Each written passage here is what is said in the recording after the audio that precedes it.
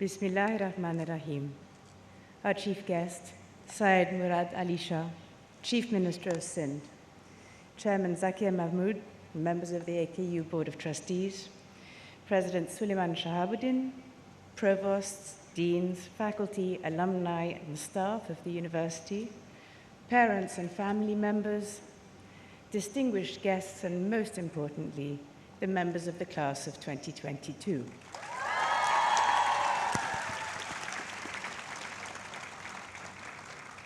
"30 years ago, my father, His Highness the Aga Khan, Chancellor of the Aga Khan University, visited Karachi to celebrate AKU's 10th anniversary and speak to its graduating class. Just a few months after my own university graduation, I accompanied him, and I remember that visit very well. On that occasion, the Chancellor discussed the unique power of universities, their capacity to gather experts and knowledge from all quarters, and to use knowledge to solve pressing problems. He asked what a university is and defined it as an institution dedicated to proceeding beyond known limits. That being the case, he asked what universities need to flourish, and he reflected the freedom and confidence to be bold. He considered the role of universities such as AKU and concluded they can plant seeds of change that ultimately benefit people far beyond their campuses. He also looked to AKU's future, voicing aspirations that the university has since fulfilled. But perhaps most memorably and most movingly, he spoke of his gratitude. AKU's supporters, faculty, staff had given it what he called a magnificent gift, a gift that filled him, and I quote, not only with admiration, but frankly, with amazement. Today, I share that admiration, that amazement, and that gratitude. As we mark its inaugural Founders' Day, its 40th anniversary, and the graduation of the class of 2022, AKU has never had more to celebrate. I am deeply, deeply grateful to everyone who's made its journey possible. After more than 3 years of the COVID-19 pandemic, I would like to offer special thanks to all the healthcare professionals at AKU and elsewhere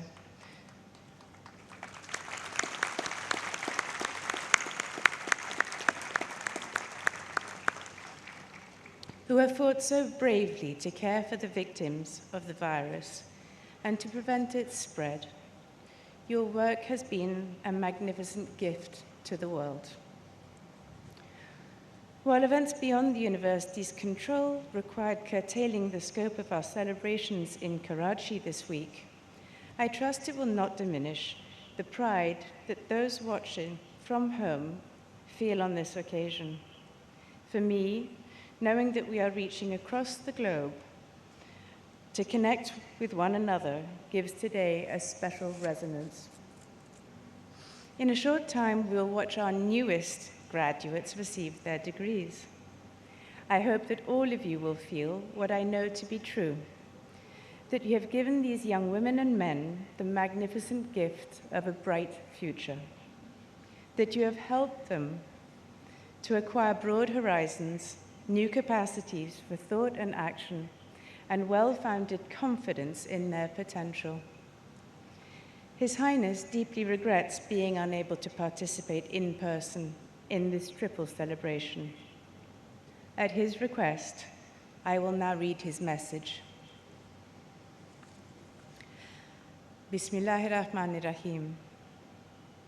40 years ago, the Aga Khan University received its charter from the government of Pakistan as a vast crowd of well-wishers looked on.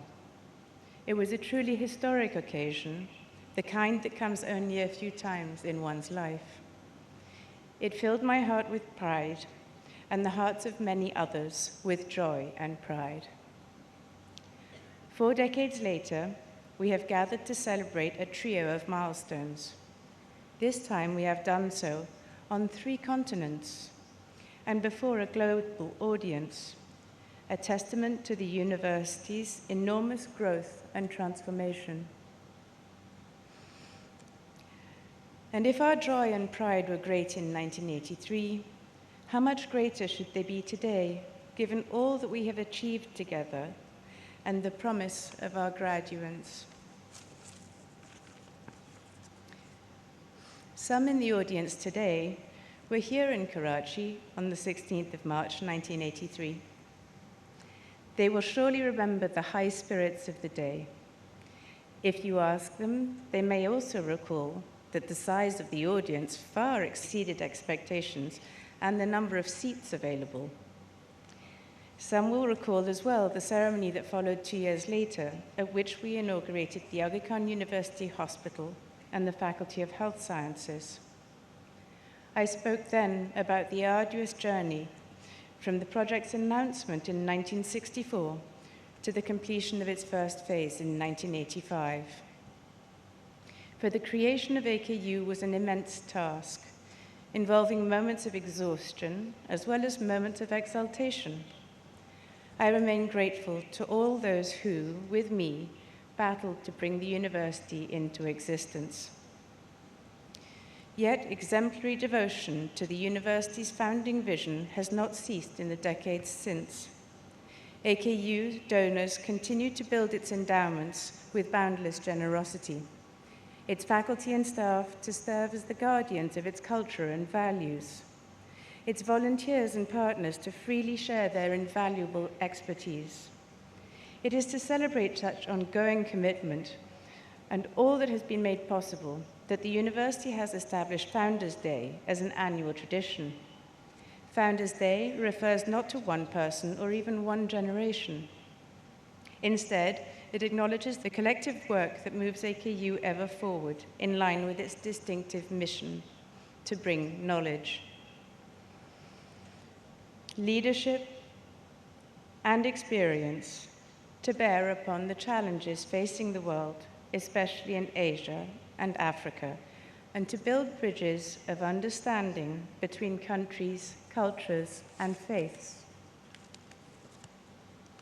Underlying that mission are a number of fundamental convictions. As we step confidently into our 5th decade, there has never been a better time to revisit them. These convictions include the belief that the pursuit of knowledge is not a threat to faith, but its natural complement. As the philosopher Al-Kindi wrote more than 1,000 years ago, no one is diminished by the truth, rather does the truth ennoble all. The conviction that Africa and Asia can make mighty contributions to global innovation, that high standards are not a luxury to be dispensed with in low-income settings, but the wellsprings of progress, that diversity is a blessing rather than a burden, and that half the world's talent, at least, lies in the minds of women. To these principles, I didn't say that. To these principles can be added several important observations. Among them that the world has entered a new era, that of the knowledge society, in which intellectual achievement decisively shapes the fate of individuals and peoples. That in an age of polarization, strong civil society institutions can re-knit the torn threads of community. And crucially, that all these insights can be united and made real in millions of lives via a uniquely powerful institution, namely the modern university. While it was founded in deeply held convictions, no one should imagine that AKU's success was inevitable. The university was conceived amid the chill of the Cold War, as the high hopes that followed decolonization were encountering stubborn realities. It took shape in a time of crisis for higher education in the developing world. Across Asia and Africa, universities struggled to meet lofty expectations, leading to many questioning their values altogether. Abroad, Experts argued that low-income countries ought to spend their scarce funds on elementary education rather than higher education. AKU's planners were swimming against the tide. The university's greatest growth occurred during a period of local and global transformation, as the bipolar world era thawed into one of tremendous uncertainty. I must say, our boldness in such circumstances caused us some trepidation. Questions abounded. Would the university's vision galvanize the support of its diverse constituencies? Could it attain international benchmarks of quality while remaining accessible to the least advantaged? If it could strike that balance in an institution of limited scale, could it do so in one of growing scope? 40 years on, these questions have been answered in the affirmative. If not for all time, then at least for the time being. The university has amply vindicated the faith of its champions. AKU's achievements are many, varied, and increasing in number. They are a source of great happiness to me. Among the most recent is its appearance on the global rankings of leading universities. It seems that AKU is, as I had hoped it would, catching the imagination of the world. That it has done so is thanks to the dedication of its people, the achievements of its alumni, the generosity of its donors and volunteers, and the support it has received from government and private sector institutions at home and abroad. But rather than list laurels, I will cite here only what seems to be the most indelible of the university's accomplishments, that it has become a source of hope for so many. For the patients who seek relief from suffering at its hospitals, to the parents who dream of seeing their children don its graduation robes, AKU's name conjures hope.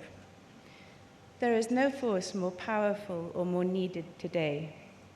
When we plant hope in people's lives, we lighten all their burdens. It is a source of energy and inspiration that is endlessly renewable.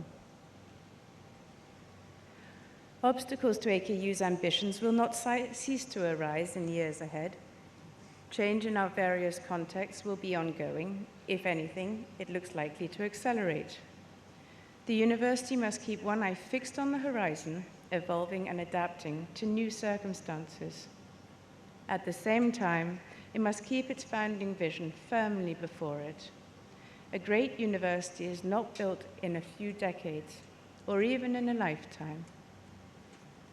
AKU's purpose must remain lucid and constant, transcending the generations, even as it is reborn in each new generation's passion and commitment. Today, as in 1983, the future of the university lies in the hands of its leaders, faculty, staff, and supporters. It depends no less on the excellence of its students and graduates. I have the utmost faith that the class of 2022 will continue to add luster to the university's name, whether from within its own classrooms and clinics or from institutions equally vital and renowned. Together, all of us are the custodians of the founding vision. Our history gives us every reason to believe that so long as we remain true to that vision, AKU's light, the light depicted in the university's seal, will grow ever brighter, helping to illuminate the path to a better future for the people it serves. Graduands, my wish today is that you know the joy of planting hope in people's lives, of building bridges of understanding, of venturing into the uncharted waters where new knowledge is discovered. May your futures be rich in challenges, embraced and overcome. May you be bold amid uncertainty and see your boldness rewarded. Thank you. Thank you, Princess Zahra Aga Khan, and thank you, His Highness the Aga Khan.